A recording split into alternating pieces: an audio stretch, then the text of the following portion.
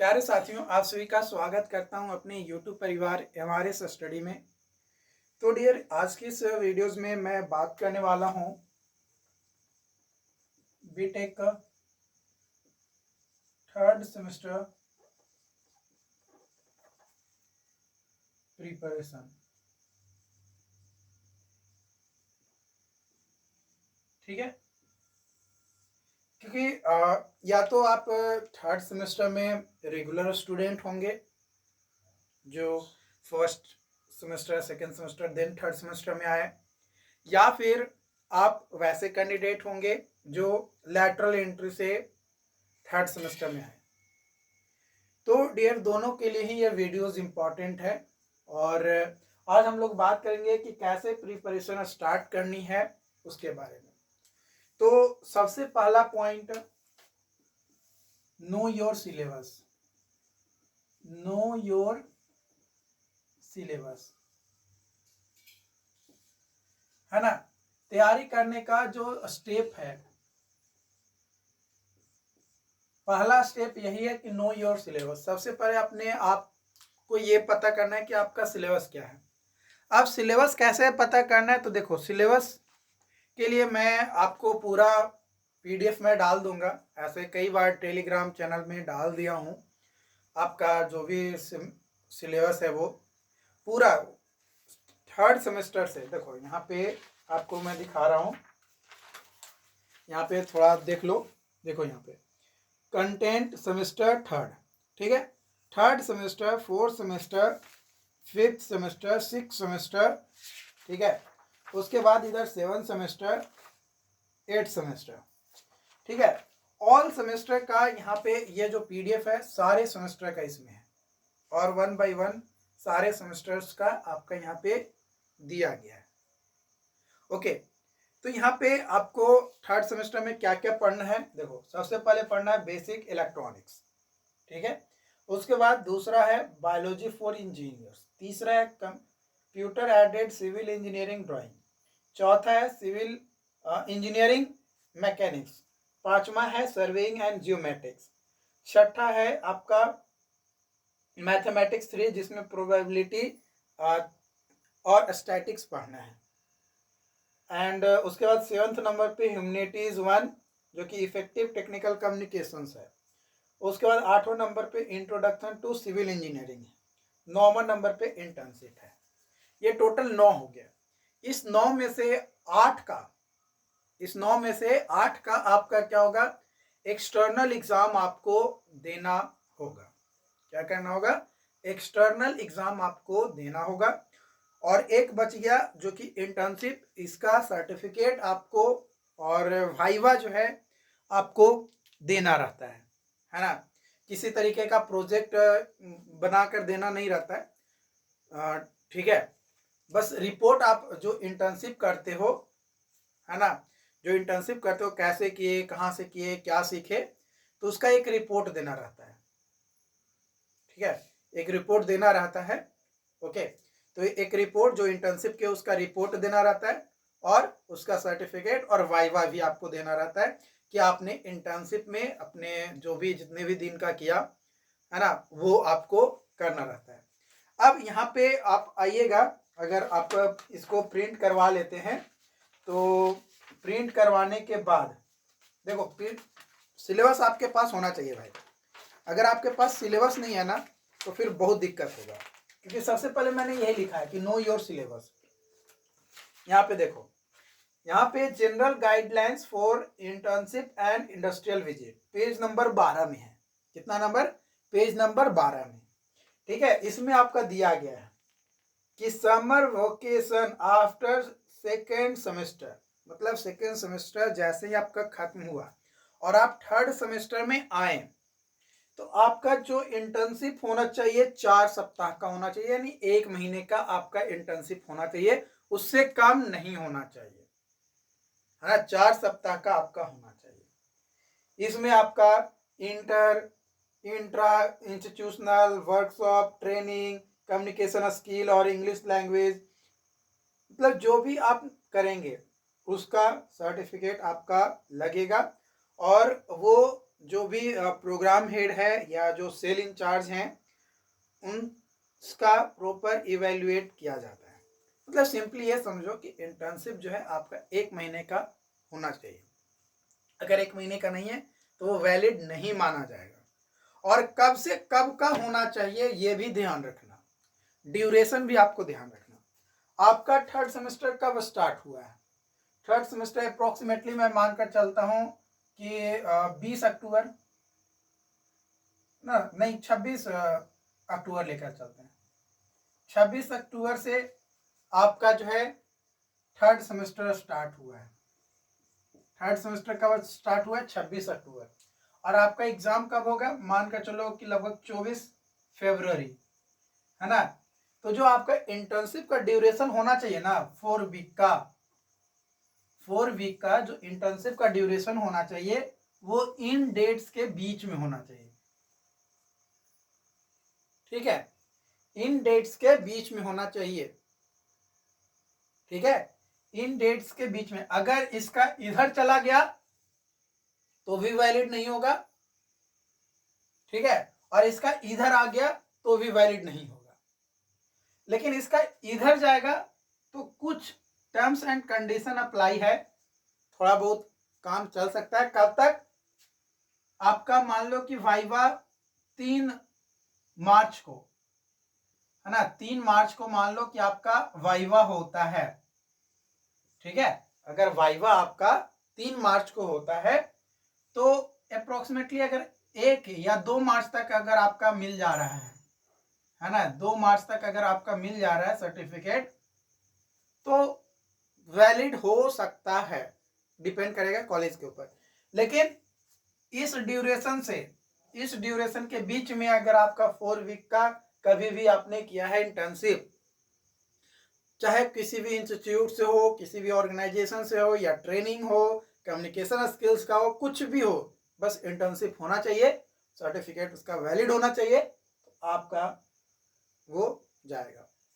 Okay, तो ये चीज जो है आपको यहाँ पे ध्यान रखना है। और यहाँ पे सारे सब्जेक्ट का जब आप सिलेबस देखेंगे ना तो सिलेबस में सारे सब्जेक्ट का क्रेडिट दिया हुआ है कि कौन कितना क्रेडिट का है।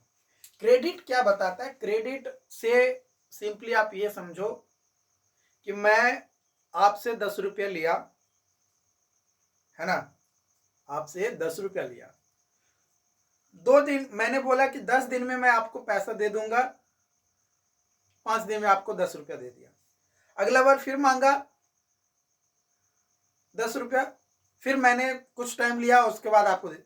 मतलब अपना जो क्रेडिट है ना, मतलब जो विश्वास है वो बना रहे हैं। तो विश्वास बनाने से क्या होगा? आपको हमारे ऊपर ट्रस्ट आएगा, और जब ट्रस्ट आएगा तो आप आंख मूंद कर हमें कुछ भी आप दे सकते हैं जो आपके हित में रहेगा, नहीं हम ये चीज दे सकते हैं। तो क्रेडिट सिंपली ये बताता है कि आपका जो सीजीपीए है ना, या एससीजीपीए जो आपका मार्क्स है, उसमें इसका विश्वसनीयता बहुत अच्छा है। और इसको अगर जो जिसमें ज़्यादा क्रेडिट है उसमें अगर आपने अच्छा स्कोर किया है तो आपका जो मार्क्स है वो आपका अच्छा आएगा, सीजीपीए या एससीजीपीए जो है वो आपका बढ़ जाएगा, है ना।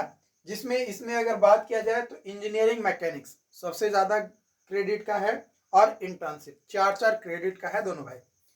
इंजीनियरिंग मैकेनिक्स और इंटर्नशिप 4-4 क्रेडिट का है। ये चीज जो है आपको यहाँ पे ध्यान रखना। उसके बाद आपका 3 क्रेडिट में आता है ह्यूमैनिटीज, बायोलॉजी फॉर इंजीनियर्स और सर्वेइंग।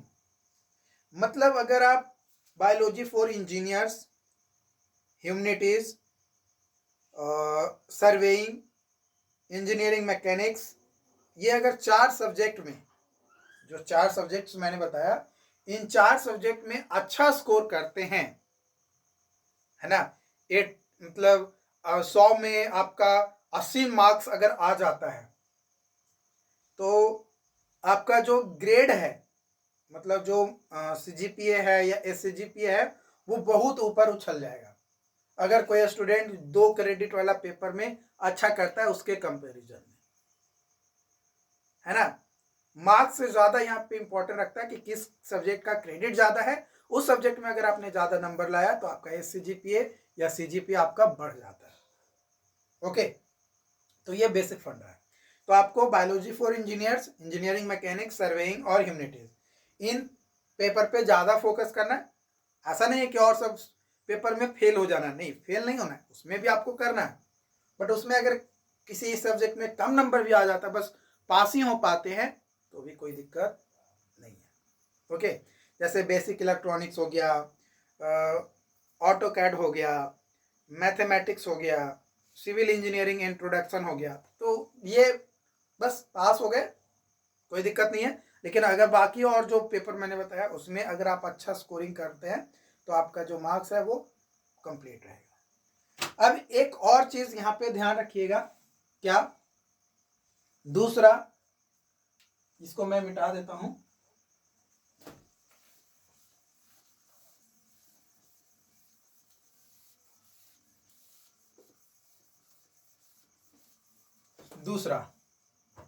दूसरा पॉइंट यहाँ पे बैकलॉग। देखो, अब समझना यह है कि बैकलॉग लगता कब है, या बैकलॉग या ईयर बैक, है ना, ईयर बैक भी आप लिख लो, ईयर बैक। देखो, बैकलॉग या ईयर बैक कब लगता है, मान लो कि आपका थर्ड सेमेस्टर में 4 CGPA आया, 4 CGPA आया आउट ऑफ 10 CGPA, 10 CGPA में 4 CGPA आया आपका थर्ड सेमेस्टर में, ठीक है, थर्ड सेमेस्टर में कितना आया, 4 CGPA। और आपका फोर्थ सेमेस्टर में 8 CGPA आ गया आउट ऑफ 10 CGPA, ठीक है। नंबर कितना भी हो उससे कोई मतलब नहीं रहता है, नंबर कितना भी हो, बस पास होने चाहिए। अगर आप सारे सब्जेक्ट में पास हैं और ओवरऑल 10 CGPA में 4 CGPA आता है थर्ड सेमेस्टर में, और फोर्थ सेमेस्टर में 10 CGPA में से 8 CGPA आप लेकर आते हो, तो दोनों को ऐड करोगे तो कितना हो गया, 12 CGPA, ठीक है, कितना हो गया, 12 CGPA। तो ये जो 12 CGPA आ गया तो आपका ईयर बैक नहीं लगेगा, ठीक है, आपका ईयर बैक नहीं लगेगा। लेकिन मान लो कि ये आपका 4 CGPA आप थर्ड में भी लाए, और जो फोर्थ सेमेस्टर है, फोर्थ सेमेस्टर में आपको मान लो कि 4.5 CGPA आया 10 CGPA में से, तो जोड़ोगे तो कितना आ गया, 8.5 आ गया। या फिर इसमें 4.5 था, इसमें भी 4.5 लाया, 9 CGPA हो गया। लेकिन इन दोनों को जोड़ेंगे तो कितना, 20 CGPA में से, तो आप क्या हो जाएगा आपका यहाँ पे, इस कंडीशन में आप ईयर बैक या बैकलॉग आपका लग जाएगा, ठीक है। तो ये चीज आपको ध्यान रखना है। तो दूसरा कि आपको इस चीज को गौर से और ध्यान से समझना है, यानी आपको हर सेमेस्टर में कोशिश करना है कि 6 CGPA मिनिमम भाई हम लाएं, इससे कम हमारा ना हो। कोशिश रहे आपका कि हर सेमेस्टर में मिनिमम 6 CGPA तक ही आए, उससे कम ना जाए तो ज्यादा अच्छा रहेगा। ओके, उसके बाद तीसरा, कलेक्ट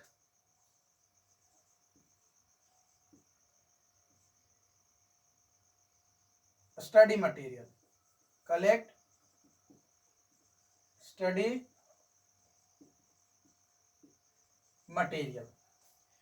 अब जब आप सिलेबस जान गए, बैकलॉग या ईयर बैक कब लगता है ये आप समझ लिए, अब आपको स्टडी मटेरियल कलेक्ट करना है। स्टडी मटेरियल कलेक्ट कर लेने के बाद आपको फोकस करना है प्रिपेयर प्रॉपर स्टडी शेड्यूल। ठीक है। जब आप स्टडी मटेरियल को कलेक्ट कर लिए तो आपको जो है प्रॉपर स्टडी शेड्यूल आपको जो है प्रिपेयर करना है। अब यह स्टडी शेड्यूल ये आपके ऊपर डिपेंड करता है, क्योंकि आपके पास टाइम कितना है, दिसंबर से फरवरी, मतलब आपके पास 2.5 मंथ आपके पास है ना। तो 2.5 मंथ्स में अगर टाइम मतलब अगर दिन अगर बात किया जाए तो 30 और 15 मान कर चलो तो 60 और 75 दिन आपके पास है। कितना दिन है? 75 दिन आपके पास है। इन 75 दिन में अगर विदाउट आप कोई छुट्टी, क्योंकि आपका छुट्टियां भी आपके कॉलेजेस में होंगे, जैसे 25 तारीख से 1 तारीख तक पूरा वो छुट्टी रहता है, तो छुट्टी आप हटा दो, क्योंकि पढ़ना आपको है, कॉलेज तो बस नाम का है, वो आपको डिग्री देगा। ठीक है। तो 75 दिन है और आपके पास कितना है? 8 सब्जेक्ट है। ठीक है। कितना सब्जेक्ट है? 8 सब्जेक्ट है। हर सब्जेक्ट से आपको स्टार्टिंग में क्या करना है? M1 यानी module 1, module 2, module 3, module 4 and module 5, है ना। कुछ सब्जेक्ट्स में होंगे जिसमें मॉड्यूल 2 या 3 ही होगा, किसी में ज़्यादा होगा, तो अपने अनुसार आप अरेंज कर सकते हो। मैं एवरेज लेकर बता रहा हूँ। ठीक है। 8 सब्जेक्ट, पर सब्जेक्ट पर सब्जेक्ट आपको क्या करना है? 5 मॉड्यूल पढ़ना है। 8 सब्जेक्ट हैं, 8 सब्जेक्ट में पर सब्जेक्ट में 5 मॉड्यूल आपको पढ़ने हैं। तो 8 पचे 40, कितना हो जाता है? 40 मॉड्यूल आपका टोटल हो जाता है। कितना हो जाता है? टोटल इतना मॉड्यूल आपका हो जाता है। ऐसे जोड़ेंगे तो और ज्यादा होगा। यानी अगर आप इसको देखें तो 2 दिन, 2 days फॉर 1 मॉड्यूल, यानी एक मॉड्यूल को खत्म करने में आपको कितना दिन लगना चाहिए? 2 दिन लगना चाहिए। ये आपके अनुसार अब आपको सोचना है कि आप कैसे पढ़ाई स्टार्ट करोगे उस, क्योंकि 2 दिन में आपको एक मॉड्यूल खत्म करना है। 2 दिन में आपको एक मॉड्यूल खत्म करना है। तो क्योंकि एक दिन में अगर बात किया जाए तो आपका कितना होता है? 24 आवर्स होते हैं। इस 24 आवर्स में 12 आवर्स घटा दो खाना खाने पीने स्नान करने सोने में, आपके पास 12 घंटा बचा। इस 12 घंटे में आप मैक्सिमम कितना देर पढ़ पाओगे? एक नॉर्मल स्टूडेंट हो, है ना, हमारे जैसे स्टूडेंट हो, जैसा मैंने पढ़ा है, तो आप मैक्सिमम पढ़ोगे तो 4 से 6 घंटा। मैं भी वही मॉडरेट ही हूँ, मैं इससे ज़्यादा मैं अभी भी नहीं पढ़ता हूँ। हाँ, थोड़ा आप लोगों को पढ़ाना रहता है, कंटेंट वगैरह प्रोवाइड करना रहता है, तो थोड़ा बहुत चला जाता है, बट 4 से 6 घंटा, है ना। यानी एक मतलब 2 दिन में आपके पास है कितना? मान कर चलो कि 12 घंटा आपके पास है। यानी आपको एक मॉड्यूल को खत्म करने के लिए आपके पास 12 घंटा है। तो या तो आप एक सब्जेक्ट उठाओ और उसका 5 मॉड्यूल पहले खत्म कर दो, फिर दूसरा सब्जेक्ट उठाओ उसका 5 मॉड्यूल खत्म कर दो, फिर तीसरा सब्जेक्ट उठाओ उसका 5 मॉड्यूल खत्म कर दो, फिर अगला सब्जेक्ट उठाओ उसका 5 मॉड्यूल खत्म कर दो। आप ऐसे टाइम बना सकते हो या शेड्यूल बना सकते हो, या फिर आप ऐसा शेड्यूल बना सकते हो कि 4 घंटे या 6 घंटे हम पढ़ते हैं तो 2 घंटे ये सब्जेक्ट पढ़ेंगे, 2 घंटे ये सब्जेक्ट पढ़ेंगे, 2 घंटे ये सब्जेक्ट, मतलब एक दिन में 3 सब्जेक्ट पढ़ेंगे 2-2 घंटे, या हाँ 2-2 घंटे का, तो हमारा भाई 6 घंटे हो जा रहा है। या फिर आप ऐसे ना करके आप ऐसे कर सकते हो कि मंडे को हम जो है इंजीनियरिंग मैकेनिक्स पढ़ेंगे और ट्यूसडे को जो है मैथमेटिक्स पढ़ेंगे, यानी आप दिन वाइज आप लगा सकते हो कि इस दिन हम ये सब्जेक्ट पढ़ेंगे, और एक संडे आ जाएगा, उस दिन जो है जितना भी मंडे टू फ्राइडे पढ़े हुए रहेंगे या सैटरडे तक पढ़े हुए रहेंगे उसको जो है रिवाइज करेंगे, यानी रिवीजन करेंगे, उसको पढ़ेंगे, समझेंगे कि भाई कितना हमारे दिमाग में अटा था, इस तरीके से।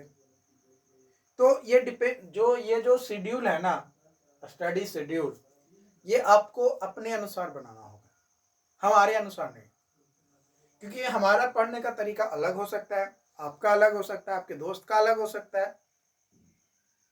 है ना। कोई स्टूडेंट वैसे होंगे जो दो घंटा पढ़ेंगे तो उनको समझ में आ जाएगा, कोई उसी टॉपिक को 4 घंटा पढ़ के समझेगा, कोई वही टॉपिक को 10 घंटा बैठकर पढ़ेगा तो समझ में आएगा। तो हर किसी का समझने की जो कैपेबिलिटी होती है, कैपेसिटी होती है, वो अलग अलग होता है। तो आपको ये चीज जो है ध्यान रखना है। तो ये 4 पॉइंट पहले इसको ध्यान दीजिए, ठीक। इसके बाद जब आप शेड्यूल बना लिए, शेड्यूल बना लेने के बाद 5वां पॉइंट, कलेक्ट PYP, जो प्रीवियस ईयर पेपर होता है ना, जो प्रीवियस ईयर पेपर होता है उसको आपको कलेक्ट कर लेना है। क्या कर लेना है? प्रीवियस ईयर पेपर को कलेक्ट कर लेना है। 6, solve P/P as per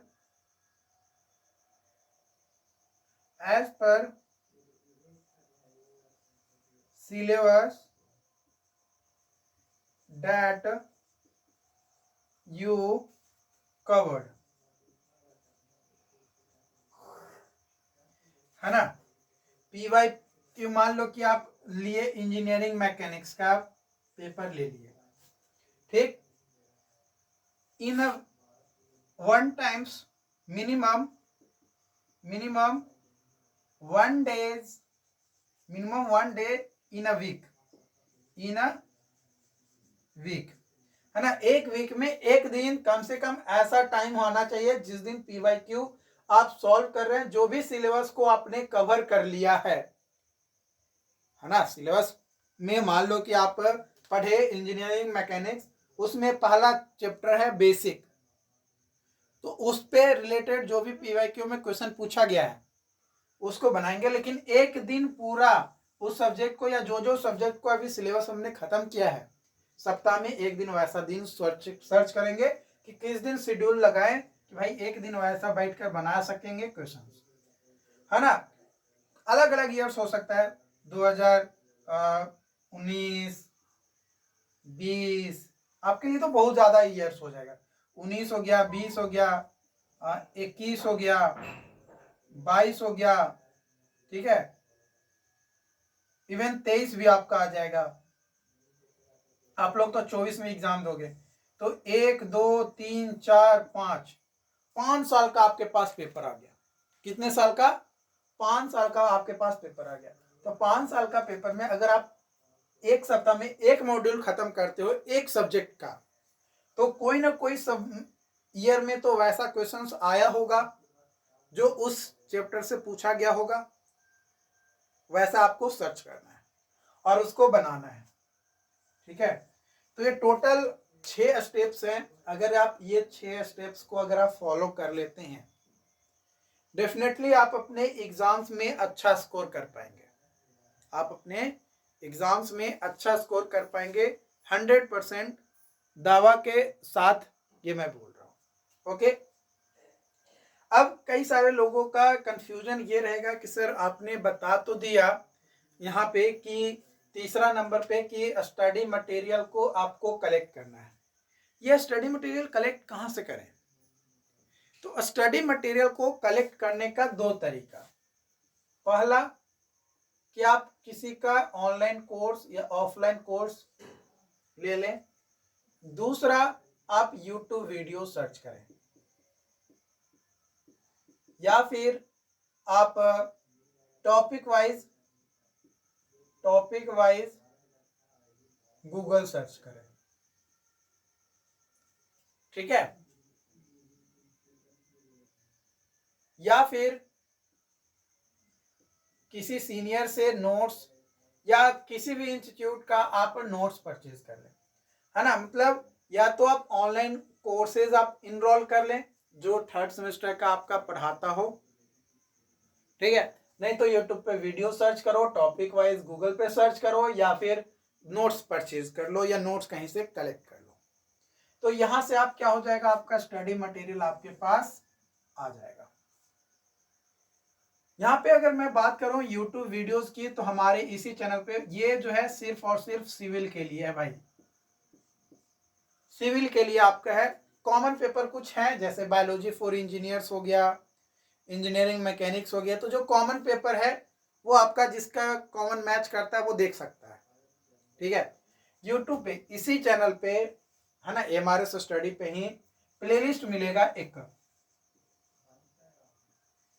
playlist किस नाम से मिलेगा, मैराथन, ठीक है। मैराथन के नाम से प्लेलिस्ट मिलेगा। उसमें अलग अलग सब्जेक्ट्स के आपके 2 घंटे 5 घंटे 10 घंटे का एक पूरा कंप्लीट वीडियोस होगा, आप उसे देख सकते हो। या फिर आप नोट्स, है ना, नोट्स प्राप्त कर सकते हो। नोट्स हमारा कैसे आपको मिलेगा, इंजीनियर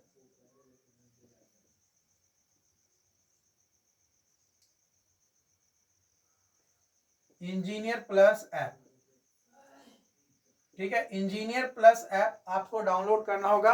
इंजीनियर प्लस ऐप पे बीटेक 3rd सेमेस्टर सिविल का नोट्स आपको मैंने प्रोवाइड करा रखा है।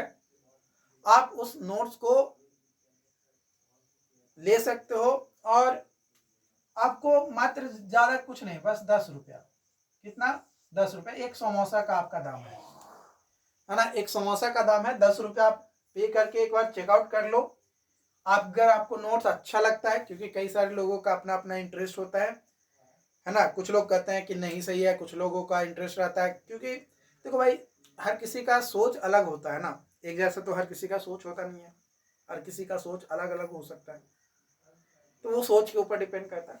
तो 10 रुपये एक समोसा का दाम, कहीं पे भी जाओगे तो वो उतना तो आप, कई बार पैकेट में से 10 रुपया निकाल कर गिर जाता है, अगर सिक्का रखे हो तो इधर हुए उधर हुए गिर गया, कई बार उससे ज्यादा खो भी जाता है,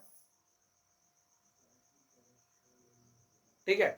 तो मैं आपको गाइड कर रहा हूँ, एक बार आप आकर चेकआउट करो। अगर आपको नोट्स नहीं अच्छा लगे कोई बात नहीं, फिर अगला साल अगली बार किसी और का ले लेना, या सेल्फ मतलब जो मैंने बोला कि टॉपिक वाइज आप गूगल पे सर्च करके लिख सकते हो, गूगल पे सर्च करके लिख लो अगर आपके पास टाइम है तो, है ना।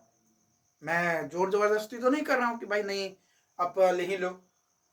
तो नोट्स आपको इंजीनियर प्लस ऐप पे मिल जाएगा, है ना। 10 रुपये आपका लगेगा, आप एक बार लगा कर देखो, है ना।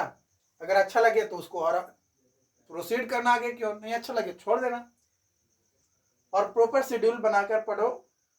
डेफिनेटली आपका जो सेमेस्टर एग्जाम्स है वो बेहतर जाएगा। हर सब्जेक्ट का जो भी मैंने यहाँ पे तरीका बताया वो फॉलो कीजिए, एंड उम्मीद करते हैं कि ये सारी चीज़ें आपके लिए बेनिफिशियल रहा हो। अगर हमारी गाइडेंस अच्छी लगी हो तो अपने और भी दोस्तों के साथ इसे शेयर करो, ताकि आपके सभी दोस्तों को ये चीज़ें जो है पता चल सके। एंड मिलते हैं नई अपडेट के साथ नए वीडियोस में, और अपना कमेंट हमें ज़रूर बताइएगा कि आपको क्या चाहिए और किस टॉपिक पे चाहिए वीडियोस, है ना। सारी चीज़ें आप हमें अपडेट कीजिएगा, डेफिनेटली आपको प्रॉपर सॉल्यूशन उससे रिलेटेड दिया जाएगा, राइट। तो आज के लिए इतना ही, मिलते हैं, थैंक यू। लेकिन इसको नोट डाउन कर लो कि ताकि आपको पेपर पे याद रहे कि हाँ क्या क्या हमें कैसे पढ़ना